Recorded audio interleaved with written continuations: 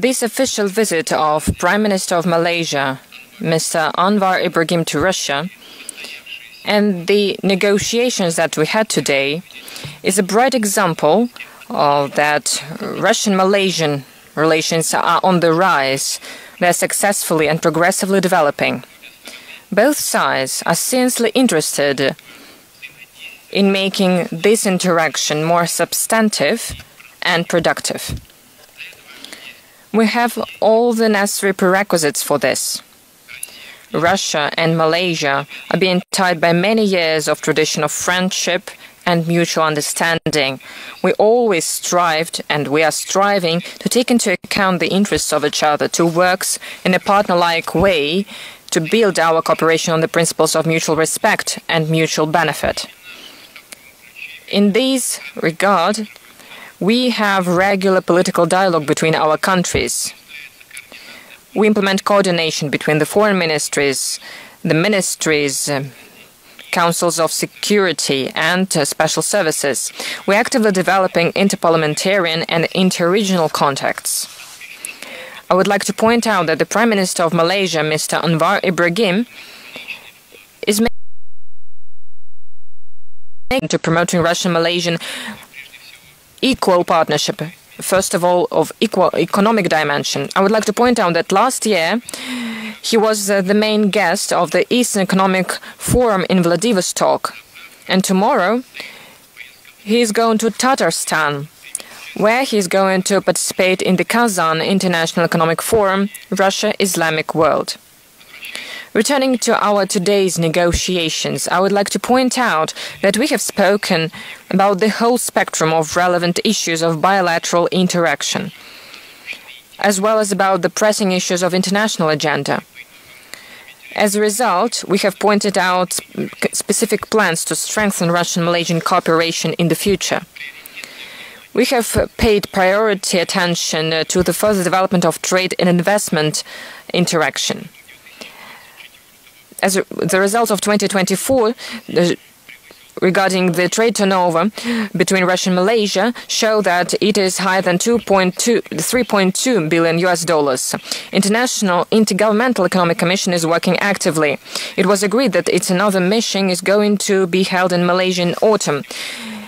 The key sphere of bilateral cooperation is energy. Malaysian oil and gas concern, Petronas, has an equity capital in Rosneft, and it has partnership ties with this company and is developing ties with this company as well as with Gazprom.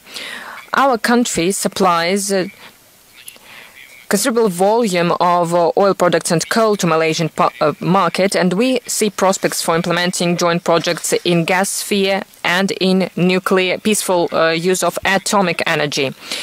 In Malaysia, with the help of Russia, we have constructed a plant to produce synthetic rubbers. In the context of long-term contracts, we have established import from Russia of potassium and nitrogen fertilizers for Malaysian agriculture. We're also increasing the supply of agricultural products from Russia into Malaysia, of grains and of Malaysian foodstuffs to Russia. We are going to increase the export to Malaysia of highly qualified meat and dairy products according to the Halal Islamic standards.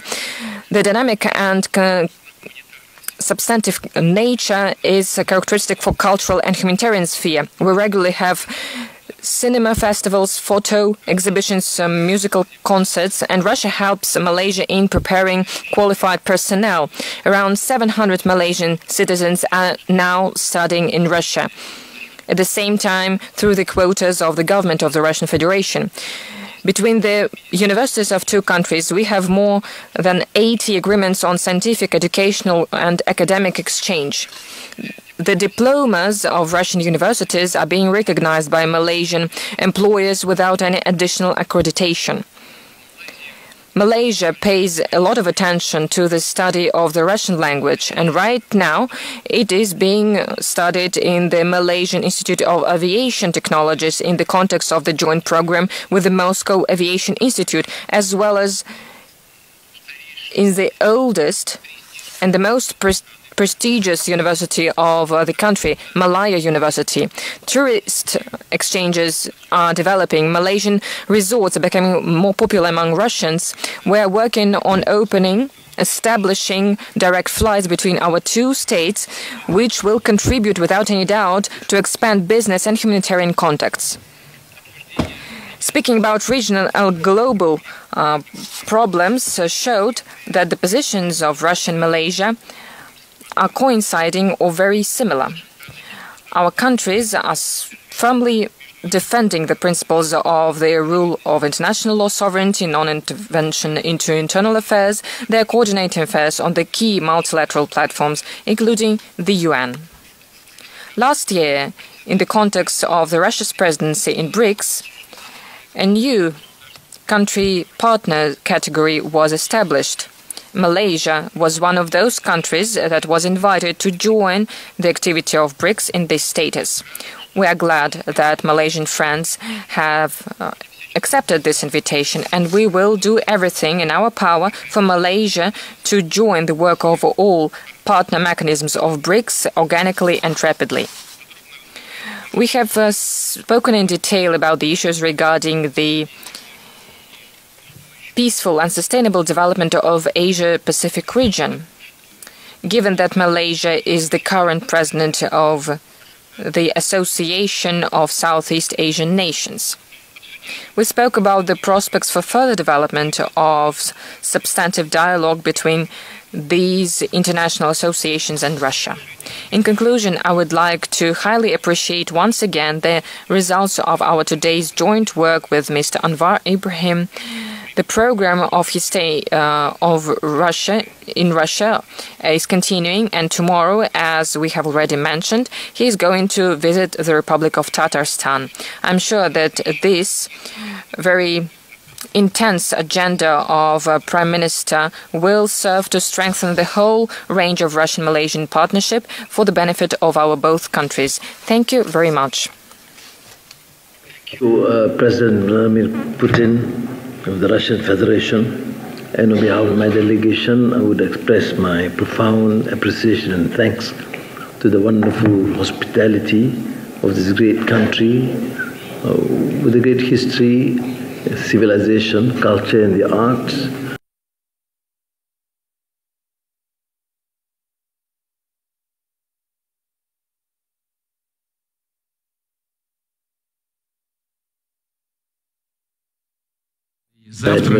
He is going to continue his visit to Russia, as I've mentioned. Tomorrow he is going to travel to the Republic of Tatarstan. The history and culture and the great contribution in the field of literature and the arts and the ballet, which I happen to miss because of the hectic schedule.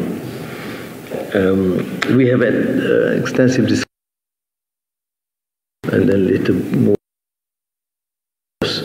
with the President and his team, and covering a wide spectrum of issues from education to agriculture, food security, to agri-commodities, science, technology, cybersecurity, energy, defense, among others.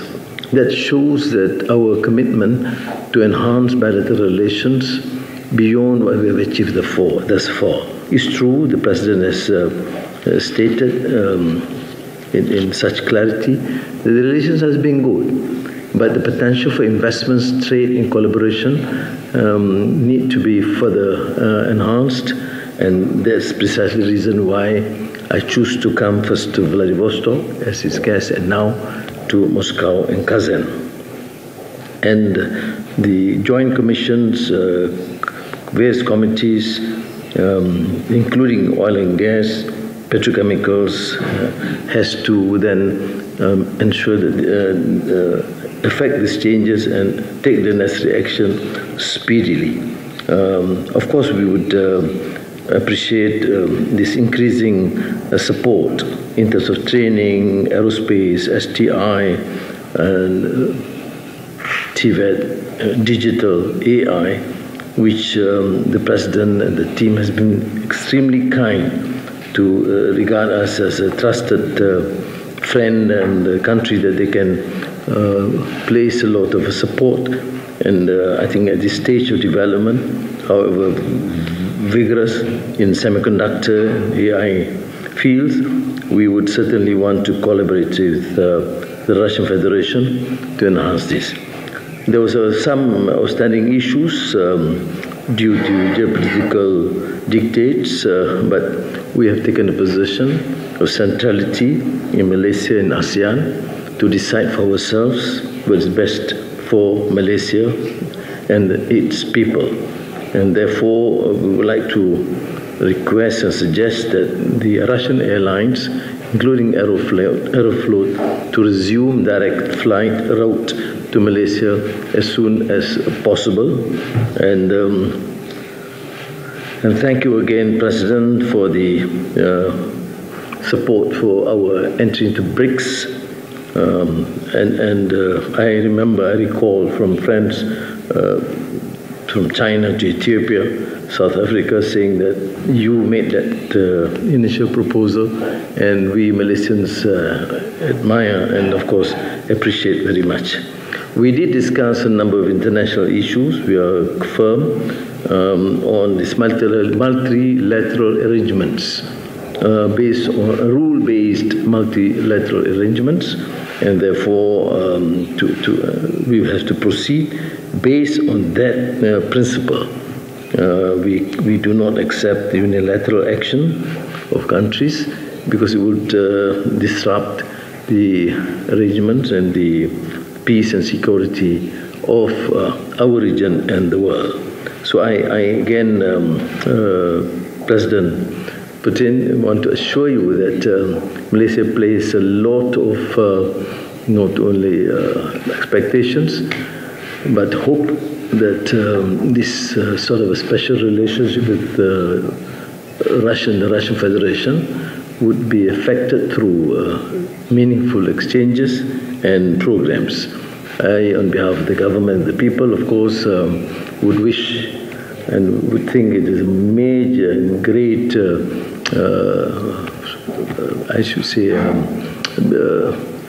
prize for the people of Malaysia if you can have President Putin in Malaysia as soon as possible, or the latest at the East Asian Summit during ASEAN in October. But I can assure you that your presence in Malaysia will be a major breakthrough, not only in relationship with Malaysia, but the region, because I believe many people in the region have very high respects and expectations of your role and your leadership.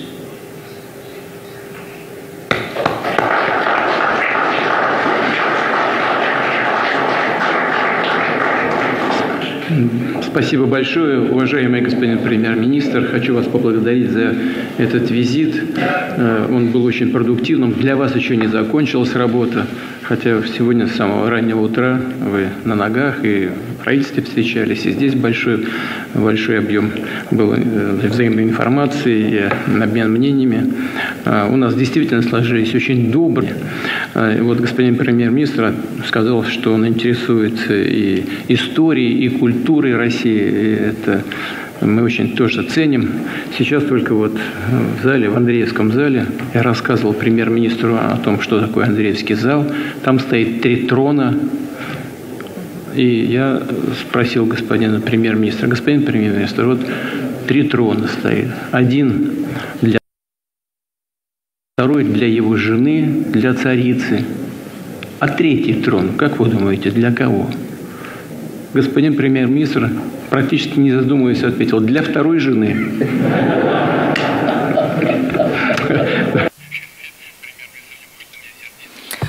Well, I think that Prime Minister is not going to be cross with me for telling all these things. Well, this is the answer of the true Muslim, the representative of the Islamic culture. Well, I have to say that our traditional values may be somewhat different, but the exchange of information is always useful for both sides. Thank you very much. I have to respond. I only have one wife, Mr. President. But I failed because the President actually tested me, and it's a trick. he asked me, he asked me, there are 3 chairs in the throat, if you see. So which one on the right? I said, of course, the wife. On the left, I said, the second wife. You see, then I feel the best. The second one on the left is the mother. Well, the second throne is for the mother. For the mother. Well, there was the exchange of information. Thank you.